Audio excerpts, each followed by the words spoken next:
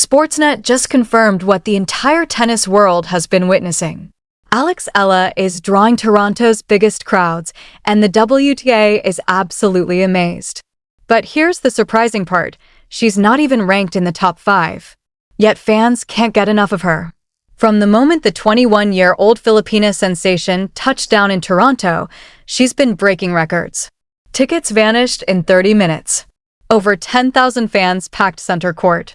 And the noise was so deafening that play-by-play announcer Mark Petchey compared it to a Grand Slam final. Tournament director Carl Hale called her an absolute blessing to the sport. Is Alex Eala the most electrifying athlete in tennis right now? The phones at the National Bank Open Ticket office never stopped ringing. And when Alex Eala's name appeared on the schedule, the floodgates opened. Within 30 minutes, every single seat was gone. We've never seen a player ranked outside the top 5 have this type of effect, tournament director Carl Hale told CBC News, his voice still carrying disbelief. The numbers were staggering.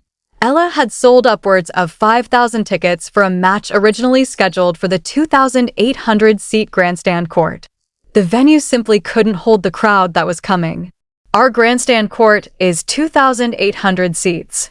We can't put her on there because she probably sold upwards of 5,000 tickets, Hale told Tennis Channel. The decision was unprecedented. Eala's match would be moved to center court at Sobeys Stadium, which holds 10,700 spectators, a stage typically reserved for the biggest names in tennis.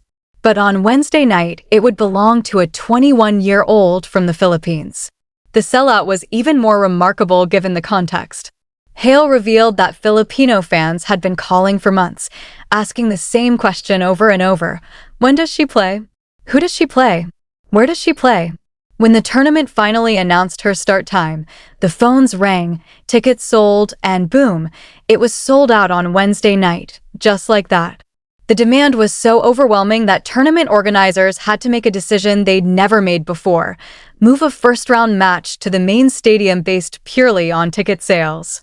According to reports, a Wednesday night session in Toronto had only sold out once before in the last 20 years, when Serena Williams played there. Not Federer, not Nadal, not Djokovic. Just Serena. And now Alex Eala. When she stepped onto center court, the roar was so deafening that the in-arena introduction was nearly drowned out. Philippine flags draped the railings like a World Cup match. It's the first time I've ever heard of a tournament, halfway through the tournament, add a food offering just because of a player, Hale added, referring to the chicken adobo rice bowls that replaced chicken teriyaki in honor of Eala.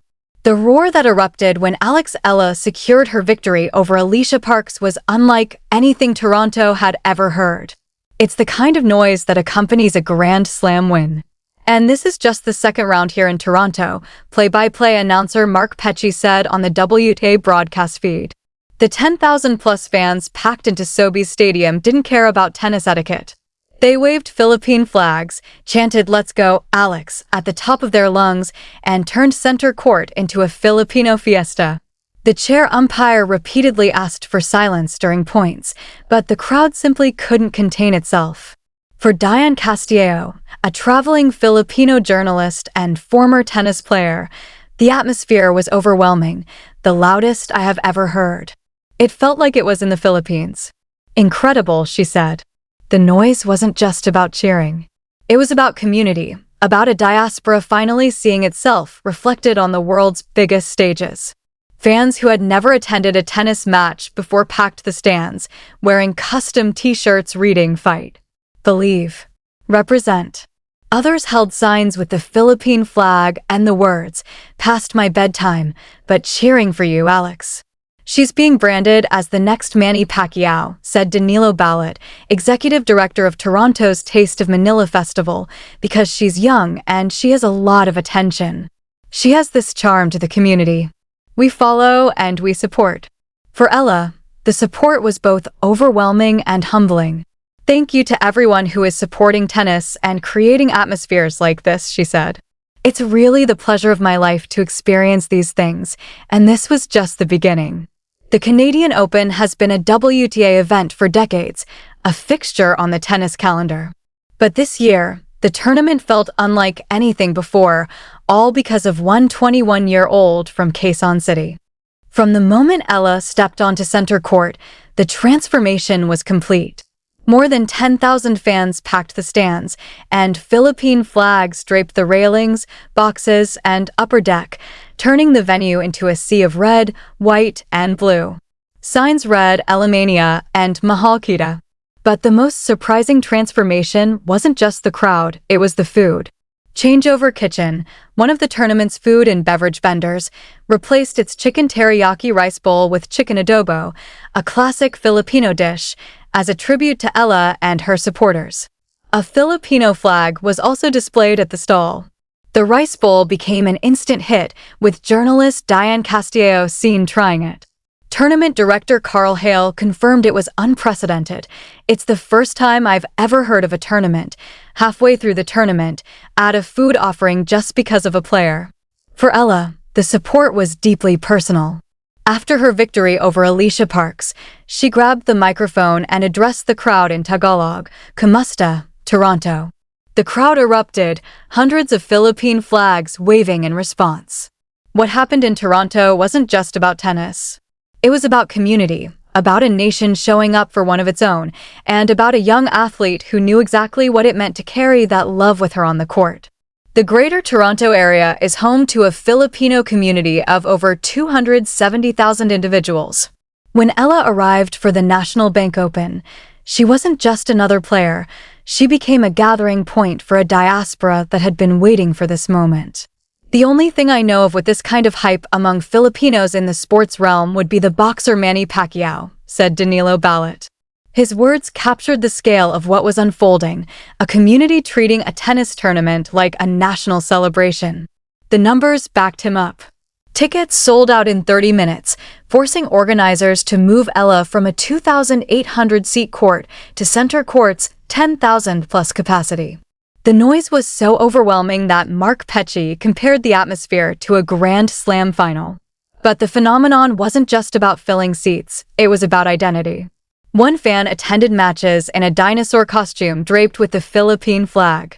Others wore custom t-shirts reading "Fight, Believe, Represent." Signs throughout the stadium declared, "Past my bedtime, but cheering for you, Alex." Many attending had never been to a tennis match before. They came because of her. The one thing about Alex that everybody's proud about is that she acknowledges being Filipino in every event, said community leader Rosemary. She has embraced it. When tournament director Carl Hale witnessed the phenomenon firsthand, he couldn't contain his admiration. "Alex is an absolute blessing to the sport of tennis at our tournament," he told ABS-CBN Sports. "It's an amazing tournament to have her here playing singles and doubles with Venus." The numbers backed him up. Tickets sold out in 30 minutes, more than 10,000 fans packed center court, and a food stall added chicken adobo to the menu, a first in tournament history. "We've never seen a player ranked outside the top 5 have this type of effect," Hale told CBC News. A sold-out Wednesday night this early in the tournament is really unheard of. The phenomenon has become a global movement. Former player Andy Roddick called it fun, describing it as a movement where Filipino fans who barely followed tennis before are now learning rankings, draws, tiebreaks, and WTA schedules. Families are waking up at strange hours to watch her matches. Overseas Filipinos are organizing groups to attend her tournaments. "She's being branded as the next Manny Pacquiao," Balot said again, "because she's young and she has a lot of attention. She has this charm to the community. We follow and we support."